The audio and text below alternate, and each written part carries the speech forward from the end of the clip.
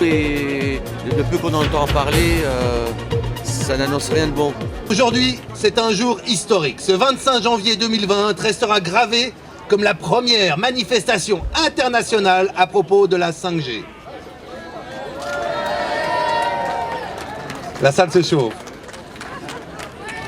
J'ai l'honneur d'ouvrir cette partie oratoire où plusieurs intervenants de qualité vont prendre la parole après moi. On m'a demandé donc de parler en premier pour permettre aux retardataires d'arriver. Alors pendant qu'on est entre nous, j'en profite pour vous faire une confidence. Ce que j'apprécie tout particulièrement avec la 5G, c'est ce temps de réponse ultra rapide. Il aura fallu 4 générations pour qu'enfin, le temps de latence soit aussi court. Je parle bien sûr du temps de réaction des peuples pour se lever devant une technologie qui est imposée de force à tous, partout, tout le temps. L'année passée, ce sont des milliers de Suisses qui ont exprimé leur non-consentement à cette dernière évolution, notamment sous la houlette de Frequentia,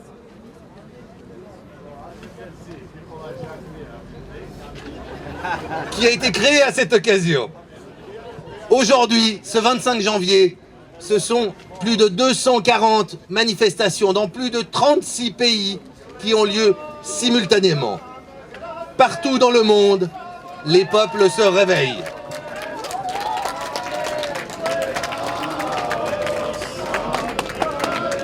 Dans un avion de chasse, 5G, c'est ce que la science considère comme la limite supportable pour un humain. La 5G, c'est le jet de la goutte qui fait déborder la casserole dans laquelle nous avons cuit à feu doux. Tels des grenouilles, nous avons été plongés dans l'eau transparente de la démocratie. Certes, nous avons vu ça et là quelques bulles passer, mais nous nous sommes crus dans une eau tempérée, sous contrôle, par une brigade de cuisine en qui nous avions toute confiance. En réalité, le chef cuisinier est plutôt un apprenti sorcier. Dans notre monde moderne où tout doit aller vite, on ne cuit plus les grenouilles à feu doux, mais plutôt au micro-ondes. Comme la porte du four du micro-ondes, le piège s'est refermé sur nous. Des milliards de portables et de Wi-Fi, des millions d'antennes, des dizaines de milliers de satellites. Il aura fallu attendre la 5e génération pour qu'enfin nous comprenions que nous allons tous être cuits à la même enseigne. Aujourd'hui, la 5G touche tout le monde. Ce n'est plus que les électro-hypersensibles qui dénoncent la pollution électromagnétique. Mais c'est aussi les ingénieurs, les professeurs, les apiculteurs, les météorologues, certains politiciens, les astronomes professionnels même qui ont lancé leur propre appel. Même les médias commencent à se poser des questions. C'est vous dire si la situation est sans précédent. Oui, car nous vivons réellement un moment charnière dans notre civilisation. L'année passée fut historique, avec le réveil de tous les peuples du monde. Aujourd'hui, restera gravé comme date clé dans l'Union internationale des habitants de la Terre. Et la décennie à venir peut rester pour l'éternité comme décisive pour notre humanité, celle à venir. Nous sommes bien plus que des grenouilles, et il en tient à nous, ensemble, de sortir de la prison où l'on veut nous enfermer, de sauter hors de la casserole où l'on veut nous cuire, d'utiliser avec discernement les technologies qu'on a voulu nous imposer. Car je le dis, je ne suis pas contre la technologie, mais bien pour la santé, pour l'environnement, pour le respect du vivant, tout simplement pour le bien-être.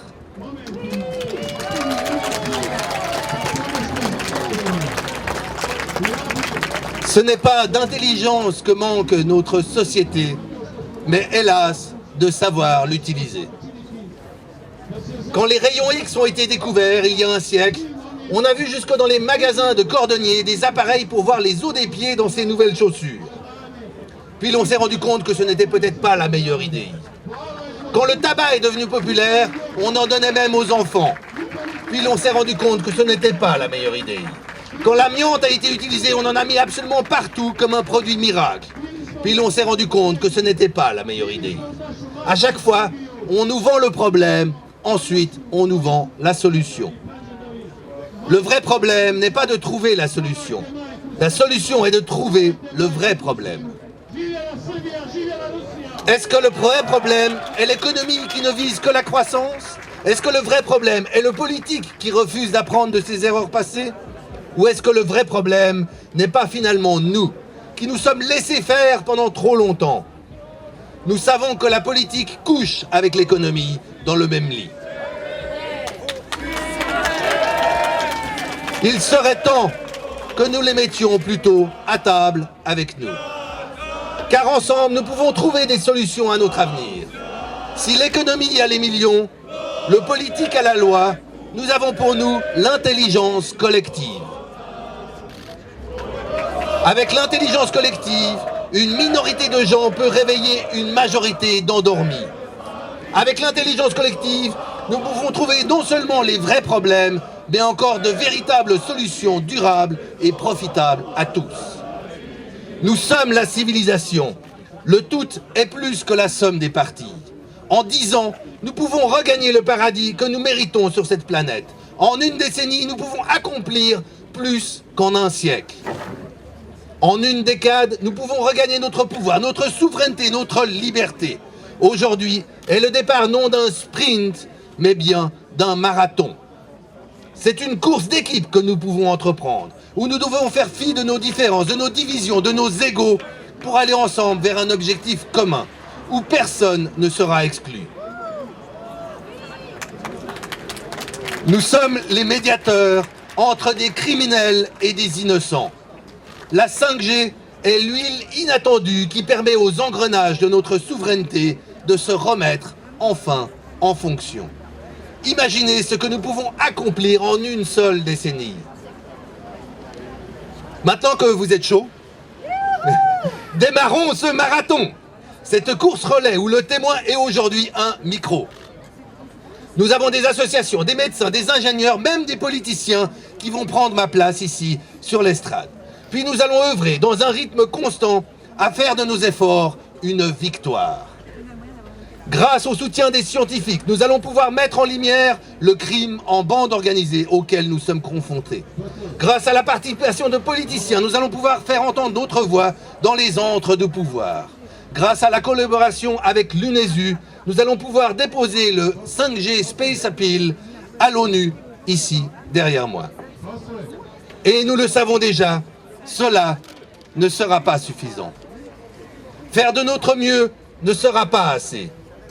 C'est ensemble que nous devons construire. C'est grâce à la pierre de chacun que nous pourrons regagner notre palais. C'est sur tous les fronts que nous devons réfléchir.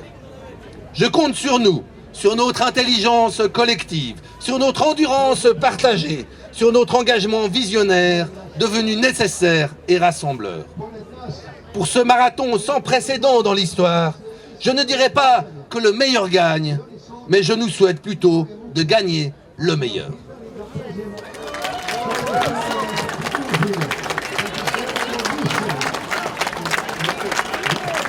Je vous laisse à présent en compagnie d'orateurs hors pair. Je vous donne personnellement rendez-vous ici même sur la place des Nations devant l'ONU tous les 4 du mois à 18 h. Je cède maintenant la parole à Alfonso Gomez, qui est conseiller municipal à la ville de Genève et qui est candidat au conseil administratif de la ville ou du canton de Genève? De la ville. De la ville de Genève, voilà. Monsieur Gomez. Bravo! Merci et bravo, magnifique. Ça va être difficile de faire mieux. Ce que je voulais vous dire, je voulais d'abord commencer par le début, Olivier, de ton discours. Il y a 2 ans, un peu plus de 2 ans, nous avons déposé la première motion en ville de Genève contre la 5G. Et je dois vous avouer qu'il y a 2 ans, nous étions assez seuls sur ce combat.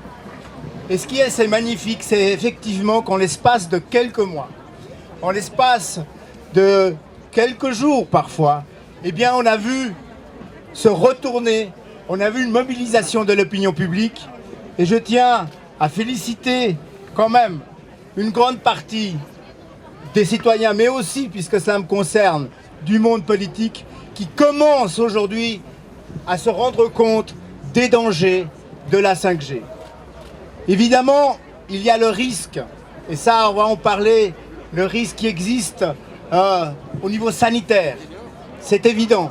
Le principe de précaution, il est bafoué. Et il est bafoué pour ce que, il y avait une pancarte tout à l'heure au profit de grandes sociétés. Et ça, c'est déjà aujourd'hui inadmissible. Mais en tant qu'écolo, j'aimerais aussi souligner 2 points qui me semblent extrêmement importants. C'est la pollution que va évidemment provoquer la 5G. Parce que ça va nécessiter l'extraction dans les terres rares, de métaux lourds, et à nouveau des désastres écologiques. Parce que ça va provoquer une obsolescence qui est programmée de milliards d'appareils. On estime aujourd'hui à 2 milliards le nombre d'appareils qui devront être changés dans un délai extrêmement court. Et puis c'est un désastre écologique, évidemment, par l'énergie que cela va nécessiter.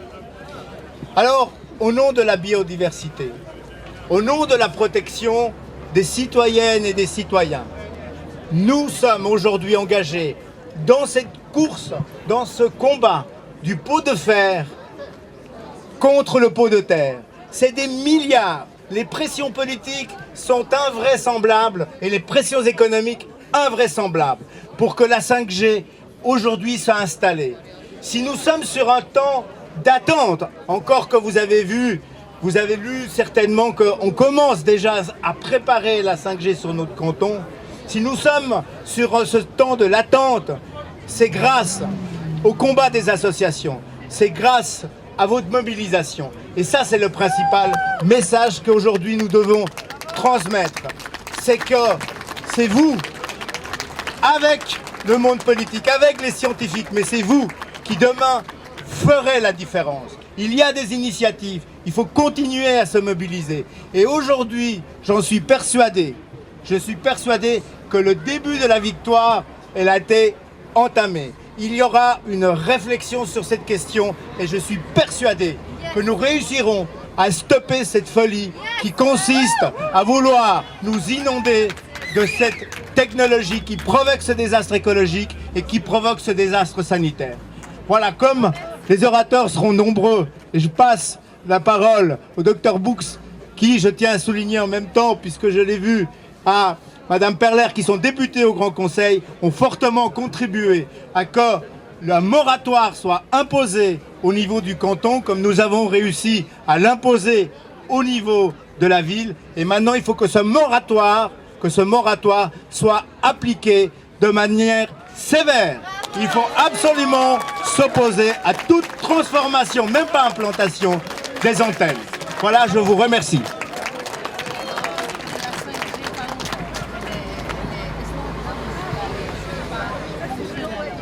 Merci beaucoup Monsieur Gomez. Et donc vous savez maintenant un petit peu pour qui voter. On a beaucoup de chance aujourd'hui car nous avons une perle qui vient à nous. Il s'agit du Dr Bux, qui n'est pas seulement médecin, mais qui est aussi député à Genève. Et donc c'est vraiment une perle parce que surtout c'est un médecin et un politicien engagé. C'est grâce à lui que je pense on peut valoir le moratoire à Genève et je lui cède la parole avec beaucoup d'émotion. Merci beaucoup. Merci beaucoup d'être venus aussi nombreux aujourd'hui. Moi, je suis un politicien qui n'avait aucune idée de ce qu'était la 5G. Mais lorsqu'on a vu toute la publicité qui était mise dans les journaux, la publicité qui était mise dans les journaux et qui était mise sur les affiches au niveau de la ville et du canton de Genève, je me suis simplement posé la question comme médecin, comme je l'avais fait pour les pesticides, de savoir s'il y avait une atteinte ou pas, une atteinte au niveau de la santé. Et j'ai été voir tout bêtement sur les publications scientifiques, on peut avoir facilement accès aux publications scientifiques, et je me suis rendu compte qu'il n'y avait strictement rien. Rien, aucune étude avait été faite, rien n'avait été fait. Ce qu'on nous disait dans les autres techniques, avec le Wi-Fi et d'autres techniques, c'est simplement de se dire, faites attention quand même. On ne sait pas, mais faites attention. Le soir, fermez votre Wi-Fi dans votre maison. Ne portez pas votre téléphone contre l'oreille. Utilisez plutôt un système main libre. Mais il n'y a pas de risque. Donc, vu qu'il n'y avait aucune étude, je me suis dit tout bêtement, pourquoi il y a un besoin de mettre aussi vite la 5G? Alors moi, je suis un bon public, hein. Je me dis, peut-être que la science a raison, et puis que la science peut faire beaucoup de progrès, et puis peut amener beaucoup de choses pour les gens. Et je me suis rendu compte que là, la 5G, ça servait à rien. À rien pour vous, strictement à rien. Et alors, pourquoi on a décidé de vous l'imposer? Que pour des problèmes financiers. Je vous rappelle tout bêtement qu'on a, pendant des années, on vous a installé la fibre optique sur le canton de Genève. Ça a coûté des centaines de millions et ça ne sert à rien puisqu'on ne l'utilise pas. Et maintenant, on vous dit, il faut la 5G. Et la 5G, au niveau scientifique, rien n'est prouvé. Et l'étude qui a été commandée par la Confédération l'a démontré très clairement. La conclusion, on ne sait pas. Donc, quand on ne sait pas, eh bien, on arrête. Tout bêtement. On dit stop, on réfléchit. On regarde si c'est nécessaire ou pas, c'est du B à bas. C'est pour ça que j'ai proposé le moratoire sur le canton de Genève qui était accepté.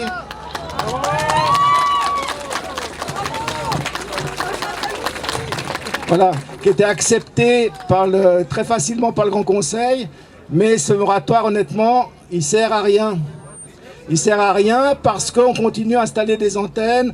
On nous raconte que on peut simplement bidouiller les antennes qui existent. Et puis c'est bon. Je vous rappelle simplement que la 5G qu'on vous vend actuellement, c'est pas de la 5G, c'est de la 4G+. Mais ce qu'on est en train d'installer, c'est pour mettre vraiment la 5G. Et la 5G, on ne sait pas ce que c'est. C'est des ondes qu'on appelle millimétriques. On ne sait pas du tout leur effet sur l'organisme humain. Donc il faut dire non. Et il n'y a que vous qui pouvez dire non. Il n'y a que vous qui pouvez démontrer que vous n'êtes pas d'accord. Parce qu'au niveau politique, les pressions sont tellement fortes au niveau économique que c'est très difficile de faire changer les choses. Donc il faut absolument que le peuple signe les initiatives, fasse voter et on aura le même résultat qu'on a fait pour le nucléaire, le même résultat qu'on a fait pour les pesticides qu'on a réussi à mettre dans la Constitution genevoise et leur interdiction. Et c'est simplement par le peuple que ça changera, comme on le fait pour le climat. C'est-à-dire qu'enfin les gens descendent dans la rue, enfin les gens disent qu'ils sont plus d'accord. Donc moi, mon discours, je ne vais pas faire un discours scientifique sur la santé, mais sachez qu'on n'a aucune idée sur l'effet sur la santé. Et tant qu'on n'a pas d'études sérieuses qui sont faites, eh bien on doit interdire cette technique et attendre de savoir ce que ça se vaut. On a trop fait ça avec le tabac. Le tabac, c'était très bon pour la santé. C'était excellent pour la santé. Je me rappelle que ma mère fumait une cigarette après chaque repas parce qu'on lui avait dit ça aide à digérer. Donc voilà, fumer, ça vous aide à digérer. Et après, on s'est rendu compte que c'était que de la connerie. Donc après, on vous a fait le même truc pour l'amiante. On a fait la même chose pour les pesticides. On voit que maintenant, on a diminué de 70% le nombre d'insectes, 30% le nombre d'oiseaux. On veut arrêter où? On veut aller où?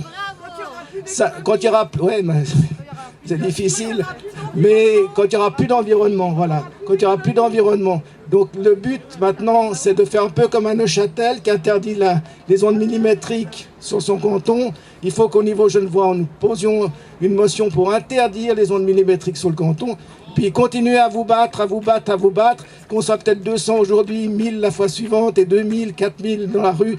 On changera si les politiques sentent que derrière, il y a des gens, comme pour le climat, qui ne sont pas d'accord. Je vous remercie.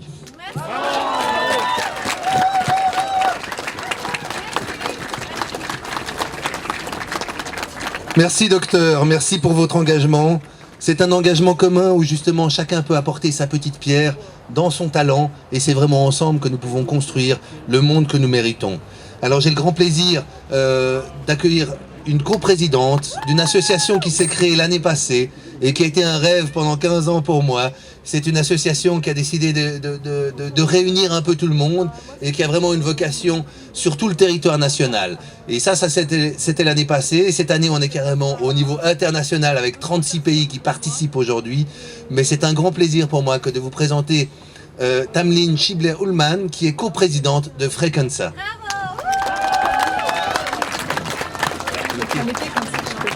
Bonjour. Quel plaisir de vous voir aussi nombreux aujourd'hui. Il faut savoir qu'on se réunit dans 13 villes de Suisse aujourd'hui. C'est magnifique. Je recule un peu ? Ok.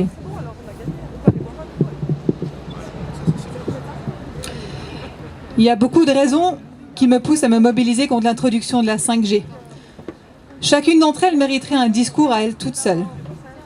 Il y a les raisons sanitaires, environnementales, sécuritaires, démocratiques, astronomiques / poétiques désormais, parce qu'on ne peut plus regarder les étoiles dans le ciel sans voir passer un chapelet d'antennes 5G, comme ce fut le cas le week-end dernier, par-dessus la Suisse. Petite parenthèse sur ces satellites, il y en a actuellement 180 en orbite, 42 000 sont prévus par Elon Musk. Et ça, c'est seulement une des entreprises qui s'attaque à ces satellites. Aujourd'hui, je ne vais par contre pas m'étaler sur toutes ces causes, car les autres intervenants vont le faire. Ce que j'ai envie de vous amener aujourd'hui, c'est de l'espoir. Car la 5G n'est pas une fatalité que nous sommes obligés d'accepter pour pouvoir continuer à communiquer. Il existe des solutions alternatives. Il existe des solutions alternatives qui fonctionnent très bien pour même massivement abaisser notre exposition actuelle.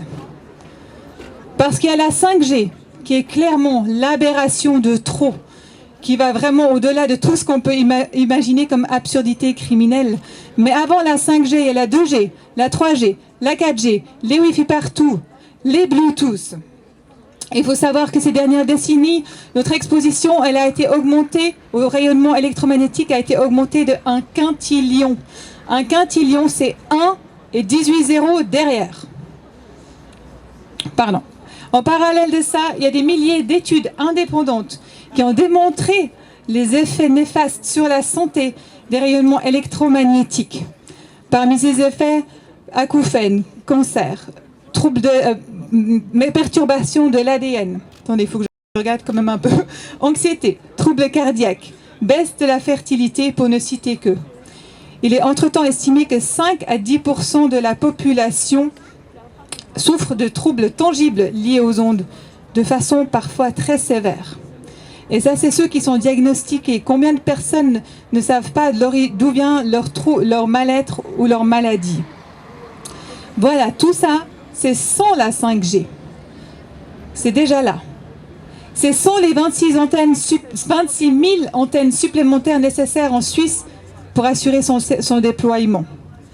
C'est sans l'augmentation considérable des valeurs limites qui est demandée avec insistance par les opérateurs téléphoniques pour permettre son déploiement sur notre territoire. C'est sans l'introduction des ondes millimétriques de plus de 24 GHz prévues en Suisse dans 3-4 ans, Dixit Swisscom. Les effets dont je vous ai parlé sont observables alors que le projet 5G n'en est qu'à ses tout débuts. Car il faut savoir que la 5G, ce n'est pas juste une nouvelle génération de téléphonie mobile. Le projet 5G s'inscrit dans une reconsidération complète de notre société. Il y a la volonté de connecter à peu près tout ce qui peut être connecté. Il y a la volonté de créer des villes intelligentes, ces fameuses smart cities, où l'être humain n'aura même plus besoin de réfléchir, car ce sera les robots et les appareils qui le feront à sa place. On prévoit jusqu'à 1 million d'objets connectés par kilomètre carré. Je ne vous dis pas le bain d'ondes, la surconsommation énergétique et la surconsommation des ressources que ça va engendrer. Ou encore la perte totale de notre liberté, comme nos moindres faits et gestes pourront alors être surveillés. Je m'emporte et je m'égare. Je pourrais dire tant de choses sur ce merveilleux projet de la 5G. Mais ce que j'ai envie de vous dire, et c'est ce pourquoi nous nous mobilisons chez Frequentia, c'est que des solutions alternatives existent. Au niveau personnel, on peut déjà chacun faire plein de choses pour baisser notre exposition. C'est-à-dire se connecter par câble chez soi, avoir un téléphone filaire chez soi, utiliser son téléphone portable avec conscience en le mettant sur mode avion dès que possible, utiliser des écouteurs avec câble, bien évidemment, surtout pas les AirPods sans fil qu'on voit partout, qui vous envoient à 3-4 volts par mètre juste à côté de votre cerveau. Voilà. Bien sûr, ces mesures, je peux partager volontiers mes astuces si vous voulez m'y en parler après. Bien sûr, toutes ces mesures personnelles ne vont servir à rien avec la 5G, parce qu'avec la 5G, on a prévu d'exposer la moindre parcelle de la Terre. Donc il faut se mobiliser contre son implantation. Nous revendiquons qu'au lieu de massivement augmenter les valeurs limites, on profite justement du débat autour de la 5G pour reconsidérer en profondeur la couverture réseau. N'y a-t-il pas d'autre solution? Et moi je vais vous dire oui, il y en a. On peut faire différemment. En 2 mots, je vais essayer de vous expliquer de la façon la plus simple possible les solutions qui s'offrent à nous et qu'on va défendre chez Frequentia. Il faut savoir que 80% des communications mobiles se font à l'intérieur des bâtiments. 80%. Ces communications mobiles sont desservies par des antennes situées à l'extérieur des bâtiments. Ce serait comme de lire un livre à l'intérieur avec un réverbère dans la rue. Pour pouvoir avoir ces communications, les antennes doivent rayonner très fort parce qu'elles doivent aller dans les moindres recoins. Et les téléphones portables rayonnent d'autant plus fort si les antennes sont éloignées. Avec la 5G millimétrique qui est prévue, ce sera encore pire parce que bien qu'elle ait une très grande puissance, elle a une faible portée. C'est pour ça qu'on dit qu'il faudra une antenne sur chaque lampadaire. Et pourtant, ce serait vraiment très simple de faire autrement et même beaucoup mieux. Il suffirait de desservir l'intérieur des bâtiments avec la fibre optique. Et ça, c'est même prévu pour 2021. Dixit encore Swisscom. Toutes les communes de Suisse seront desservies avec la fibre optique.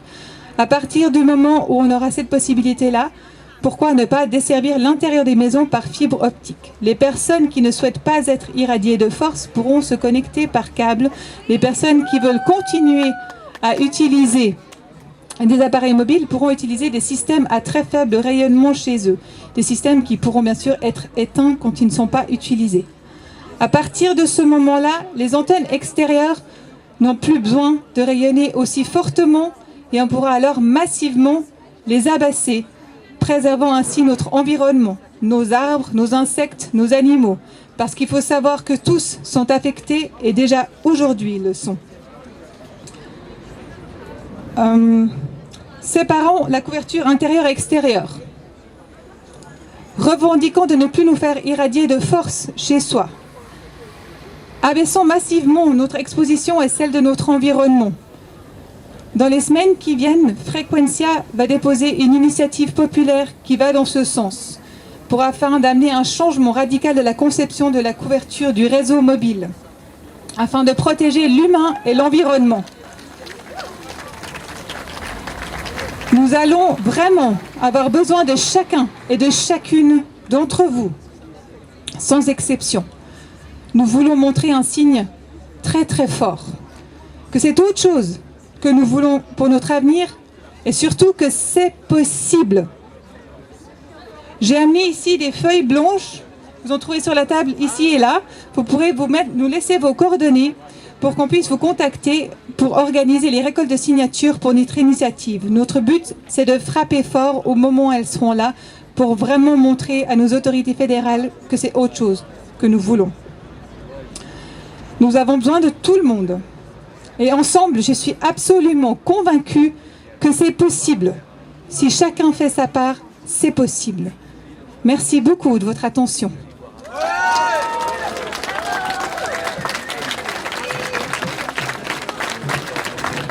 Merci beaucoup à Tameline qui se démène sur tous les fronts vraiment pour faire avancer et sensibiliser la population à cette problématique. Nous avons une autre personne qui s'est beaucoup déménée, qui a fait énormément de conférences l'année passée, qui s'est vraiment investi pour la cause, qui est membre du comité de Frequentia, qui est aussi membre du comité de Stop 5G, ici en Suisse. Il est ingénieur spécialiste en électrosmog. Je vous demande d'accueillir Olivier Bodenman.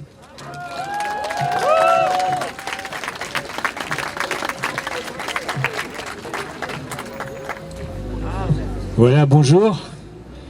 Merci d'être venu, merci de vous être déplacé, merci d'avoir fait cet effort de manifester. Je crois que c'est vraiment important. Nous sommes moins nombreux que le 21 septembre à Berne, mais il ne faut pas oublier que ces manifestations ont lieu dans 17 endroits en Suisse. Donc si on fait x17, je crois qu'on est bien au-delà. Donc moi, je vais juste donner quelques arguments supplémentaires. Il y a beaucoup de choses qui ont déjà été dites. Et puis là, ce qui m'inquiète particulièrement, c'est le fait que dans la presse, on retrouve un petit peu toujours les mêmes arguments. Les opérateurs, le gouvernement nous servent un petit peu toujours les mêmes plats réchauffés. Par exemple, donc je vais en citer quelques-uns. On nous dit les seuils des valeurs pour la technologie mobile empêchent tout échauffement nocif ou gênant de l'organisme découlant du rayonnement émis par l'antenne. Alors, ce qui est pervers là-dedans, c'est que c'est vrai, mais ça sous-entend que le seul problème, c'est l'échauffement. Et c'est faux. Il y a des effets biologiques. Comme ça a été dit précédemment par les orateurs et oratrices précédents, non, il y a des effets biologiques, c'est prouvé. Donc l'ignorer, c'est faire l'autruche. Je vous rappelle qu'il y a la résolution 1815 du Conseil de l'Europe qui demande d'abaisser le niveau d'irradiation à 0,2 volts par mètre et non pas 6 comme on a en Suisse. Actuellement, il y a les opérateurs qui nous disent qu'il faudrait monter à 20 volts par mètre. Ça, c'est dans le rapport de l'OFEV, ce fameux rapport qui était tant attendu. Et puis là, je vous dis juste, il y a 5 options dans ce rapport. Je ne sais pas qui a eu l'occasion de le lire, c'est assez indigeste, il y a 120 pages. Mais là, ils ont envisagé 5 options. L'option 1, c'est statu quo en ce qui concerne les exigences de l'ORNI. Donc on ne bouge pas, tout reste pareil. Option 2, pas de modification de la valeur limite de l'installation, mais des exigences plus strictes concernant les petites cellules et les antennes adaptatives. Ça, c'est une proposition des médecins en faveur de l'environnement qui aimeraient beaucoup qu'on baisse en tout cas à 0,6. Ça, vous pouvez aller voir sur le site stop5g.ch. Il y a Edith Steiner qui a fait tout un article là-dessus, c'est paru dans la presse. Option 3, relèvement et uniformisation de la valeur limite de l'installation à 6 volts par mètre, mais une évaluation basée sur la valeur moyenne. Ça, c'est une proposition de l'association des télécommunications suisses, c'est l'ASUT. Et puis ça équivaudrait à une augmentation de puissance des antennes d'un facteur 4. Option 4, relèvement de la valeur limite de l'installation à 11 volts et demi par mètre. Ça, c'est une proposition de la Comcom, la Commission fédérale de la communication. Là aussi, puissance des antennes x4. Et option 5, tenez-vous bien, relèvement et uniformisation de la valeur limite de l'installation à 20 volts par mètre. Et ça, c'est la proposition de l'ASUT. Puissance des antennes x16. Et puis là, l'autre problème, c'est comment on va calculer ça. Parce qu'on nous dit, oui, mais rassurez-vous, vous ne serez pas soumis à une irradiation plus grande. Alors on nous dit ça, puis on voudrait augmenter à 20 volts par mètre. C'est pas très logique. Et puis je me suis amusé façon de parler, je me suis amusé à faire un calcul approximatif pour faire une simulation en fait. Donc j'ai pris des valeurs arbitraires en fait, et j'ai calculé comme ça sera fait. Donc là, je pense qu'évidemment c'est un peu petit pour être clairement vu, mais voilà ce que ça donne. Ça veut dire que vous avez des pics qui peuvent être extrêmement élevés, des pics à 50 volts par mètre pendant certains moments, et puis vous avez une valeur moyenne qui est à 5,89 volts par mètre, et on vous dira c'est parfaitement dans les normes. Et puis là, évidemment, c'est compensé parce qu'il y a certains moments de la nuit où vous n'avez pas grand-chose. Mais encore pas grand-chose, c'est ce qu'on suppose. Après, quand chacun aura 50 objets connectés chez soi, ça va changer la donne. On nous dit que les antennes ont des faisceaux directifs qui vont pointer là où c'est nécessaire et que les autres gens ne seront pas irradiés. À partir du moment où chacun a 50 objets chez soi, il y a 50 objets là, je veux dire, ça va être une pléthore de faisceaux qui vont traverser tout et n'importe quoi. On va enlever des arbres pour que ces faisceaux puissent passer, parce que sinon ça absorbe. Je crois qu'à Genève, c'est déjà pas mal le cas. Il y a pas mal d'arbres qui ont été abattus sans trop qu'on sache pourquoi. Donc c'est très préoccupant. Et je vous invite, il y aura bientôt une lettre aux communes qui sera postée sur le site Stop 5G, de façon à ce que vous puissiez écrire à votre commune en vous disant que cette façon de calculer, pas d'accord. Parce que c'est dangereux, ça ne tient aucun compte des effets biologiques et ça ne tient pas compte non plus des effets d'échauffement. Parce que quand vous êtes ici avec un pic à 50 volts par mètre pendant peut-être 1 heure, 2 heures, l'effet d'échauffement, il est là. Ça n'a pas été testé, tout ça. On nous dit que la 5G, ça a été testé. C'est faux. La 5G, elle vient d'apparaître. Il n'y a pas eu de test. On a fait des tests avec des ondes de ce genre de fréquence, mais jamais on a fait des tests sur de la 5G, de la vraie 5G. Donc, c'est vrai qu'il y a plusieurs sortes de 5G. Il y a de la 5G à 700 mégas, il y a de la 5G à 1.4 gigas, il y a de la 5G maintenant à 2.1 suite aux transformations des antennes de Swisscom, il y a de la 5G entre 3.5 et 3.8, et il y aura bientôt, dans quelques années, de la 5G millimétrique à 28 gigas. Alors on s'y perd un peu avec tout ça, mais ça reste de la 5G. Actuellement, Swisscom a transformé des antennes juste avant Noël, c'était un joli cadeau qu'ils nous ont fait là.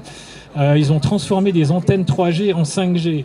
Et ça a été fait comme ça, simplement par un changement de logiciel. Ils n'ont même pas eu besoin de venir grimper sur des antennes, ça a été fait à distance. Mais c'est des antennes 5G qui émettent aux fréquences 3G, 2.1 GHz, avec la puissance des antennes 3G, sans faisceau directif. Donc là, j'aimerais bien savoir s'il y a parmi nous des gens qui ressentent des effets différents de ce qu'ils sentaient avant.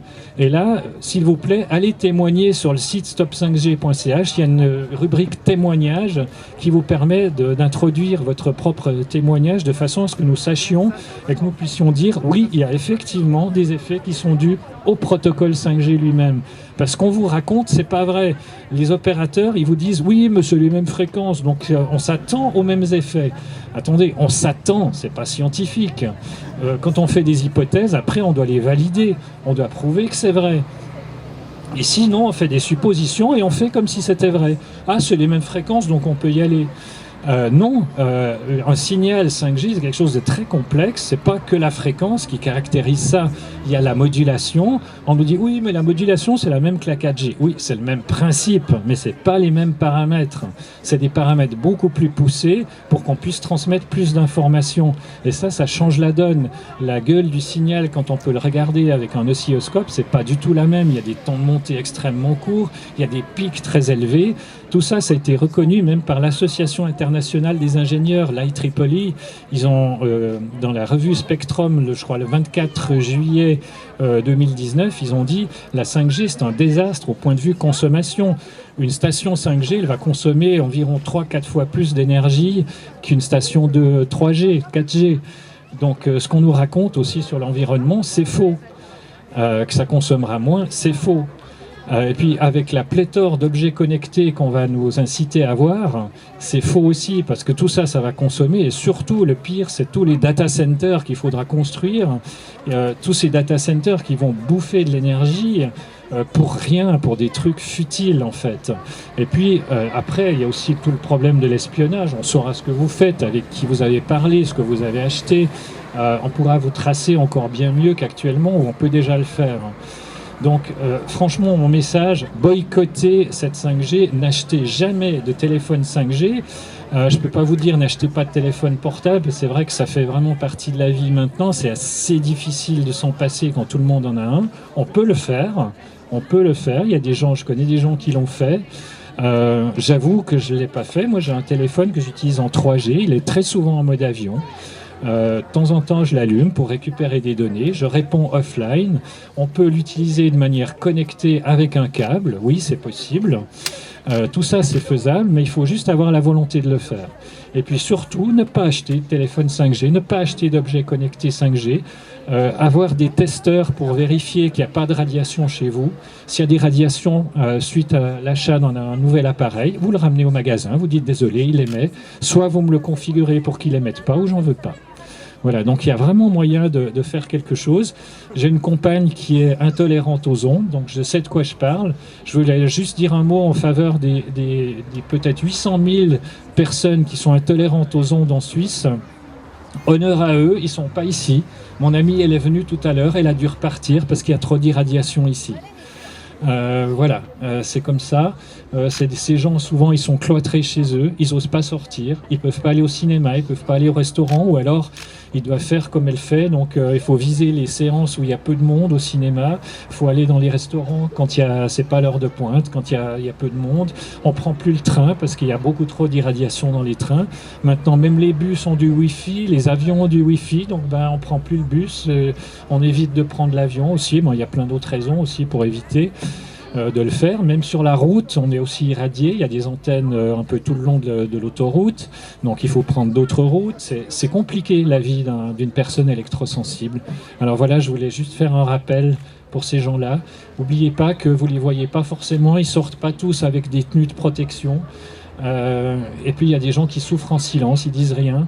Il y en a qui ne peuvent plus travailler. Et, voilà, on n'en tient aucun compte. Merci de votre attention.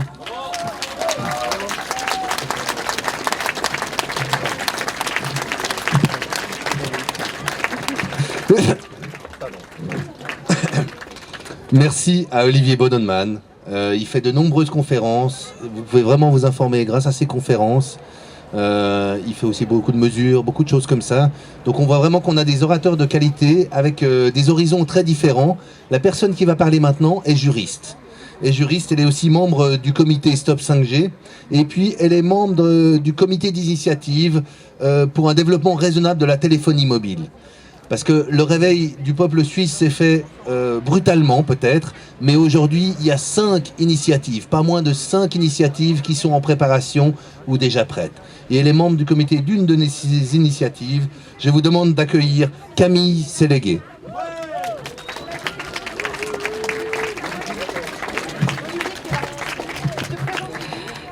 Chers amis, chers soutiens, je suis heureuse d'être avec vous aujourd'hui, bravant le froid, pour montrer l'ampleur de notre mobilisation contre le développement du réseau de téléphonie mobile à la 5G.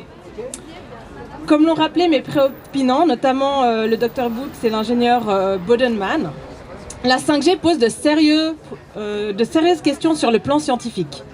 Son développement aboutirait très probablement à une irradiation accrue de la population suisse, avec des conséquences qui pourraient s'avérer dévastatrices. J'aimerais pour ma part m'arrêter quelques instants sur les questions juridiques que soulève la 5G et les analyser dans le contexte de notre système politique.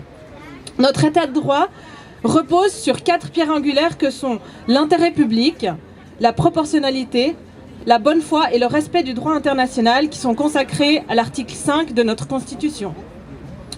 Sur le plan international, le droit humain à jouir du meilleur état de santé possible est garanti, notamment dans le pacte relatif aux droits économiques, sociaux et culturels de l'ONU et dans la Convention relative aux droits de l'enfant.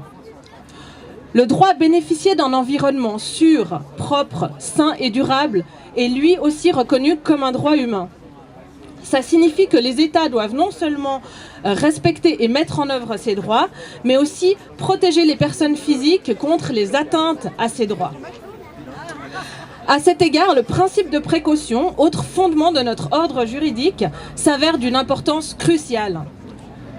Le principe de précaution doit s'appliquer quand de sérieux indices scientifiques font craindre un risque important pour la santé ou l'environnement, mais que les données sont insuffisantes pour prouver de manière définitive un lien de cause à effet. Le principe de précaution commande de prendre des mesures assez tôt pour éviter des atteintes graves, irréversibles ou des atteintes qui pourraient avoir un coût exorbitant. Il est fondamental de comprendre qu'une absence de certitude scientifique ou des données jugées insuffisantes ne justifie pas de renoncer à prendre des mesures préventives. Or, dans le cas de la 5G, le principe de précaution n'est pas appliqué de manière adéquate.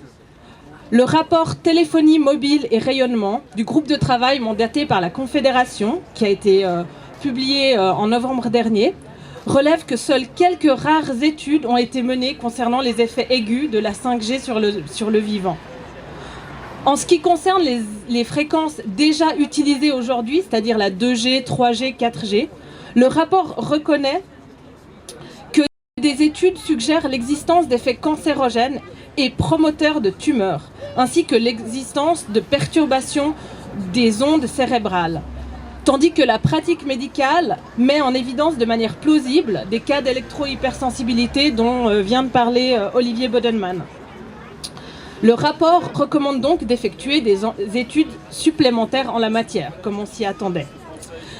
Dès lors, on est absolument stupéfait de lire qu'au sein du groupe de travail, les avis divergent en ce qui concerne la concrétisation du principe de précaution. Certaines options de développement du réseau présentées dans ce même rapport proposent même une augmentation jusqu'à 500% du rayonnement actuel. C'en serait vraiment risible si la santé publique et la protection de l'environnement n'étaient pas en jeu. Pour bien comprendre une telle aberration, il faut se pencher sur la composition du groupe de travail et sur les situations de conflit d'intérêts dans lesquelles se trouvent certains de ses membres. Pour rappel, un conflit d'intérêts existe lorsque, dans le cadre d'un mandat public, une personne ou une institution voit l'intérêt public qu'elle est censée défendre entrer en conflit avec des intérêts privés auxquels elle est liée. Or, dans le cas d'espèce, le groupe de travail mandaté par la Confédération pour rédiger le rapport inclut 4 représentants de l'industrie des télécoms sur 21 membres, alors que dans le même temps, il ne comporte que 2 médecins. La voix de l'industrie y a donc pesé 2 fois plus que celle du corps médical. Cette situation ubuesque a certainement porté un grave préjudice à la prise en compte de l'intérêt public, qui devrait pourtant toujours primer sur celle des intérêts, les intérêts privés. Il est par ailleurs légitime de se demander si le principe constitutionnel de la bonne foi dont j'ai parlé et qui doit régir l'action des organes de l'État a été respecté. Il apparaît en effet évident qu'avec une telle composition du groupe de travail, les dés étaient en quelque sorte pipés dès le départ. Enfin, j'aimerais m'arrêter brièvement sur les aspects de responsabilité civile. Les coûts collatéraux à la mise sur le marché d'une nouvelle technologie potentiellement dangereuse sont difficilement estimables et ils pourraient s'avérer très lourds. Toutefois, le rapport du groupe de travail ne détaille pas les mécanismes qui devraient s'appliquer à la prise en charge de ces dommages liés à la 5G, ce qui fait craindre que ces dommages, s'ils étaient avérés, ne soient finalement assumés par la collectivité. Je finirai en citant le préambule de notre Constitution qui dit que la force de la communauté se mesure au bien-être du plus faible de ses membres. Il est du devoir de l'État de protéger nos droits. C'est même sa raison d'exister. Alors exigeons cette protection.